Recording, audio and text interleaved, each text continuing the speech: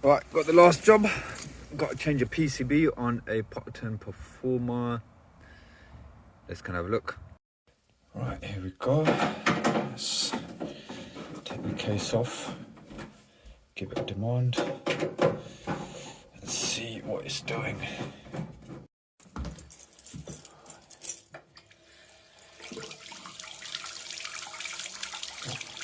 Got the hot and cold the wrong way around. There we go.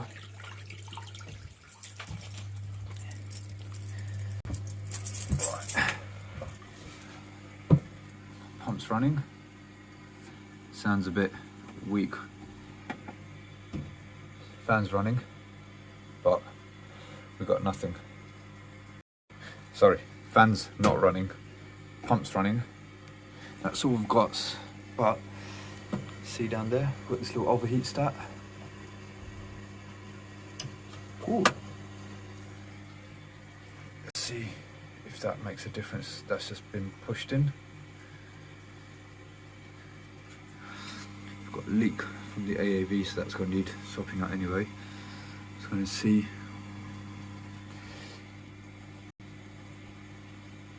Pump proving switch is on.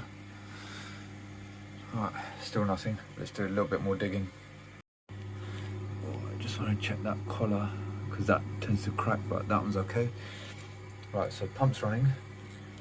Next, I want to check if we've got power at the fan. So, right, got no power at the fan. So that's telling me likely to be a PCB fault. Right, just flipped the case down, and I was checking the pump proving switch to make sure that is clicking, and this is what caught my eye.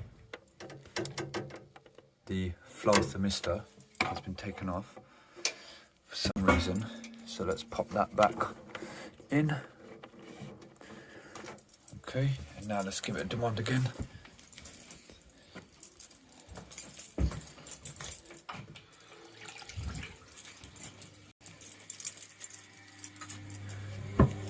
Right, fan is now on.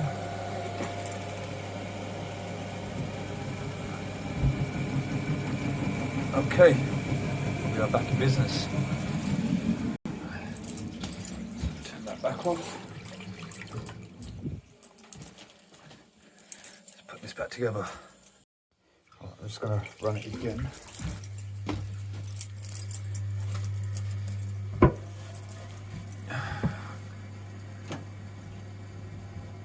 Go. She's back alive. Now what I'm going to do, I'm going to let this run for a little while. I just want to see if it overheats or anything like that. But this pump will definitely need to be replaced, and the AAV because that's leaking. But I'm just going to let this run for a few minutes, see what happens. So it's very easy to think that you've got a PCB fault on those Potterton Performers. Almost caught me out for a minute there as well. But basically, if the overheat stat goes on those, then whenever you give it a demand, the pump will run. It will activate the pump proving switch, but the PCB won't send any power to the fan. So you'll automatically think, okay, it's a PCB fault, because the next in sequence after the pump proving switch is going to be, there should be power going to the fan. So it's an easy mistake to make, but always check that little overheat stat on the flow pipe coming off the main heat exchanger. It's got a little resettable button. Pop that in and it should fire up. The only other problem I had now this is another man-made fault, because that NTC didn't just come out by itself. So someone's been there, someone's pulled it out, left it on the side, and that's why I wasn't thinking it's a PCB as well, but it wasn't. Put it back in and it's all working.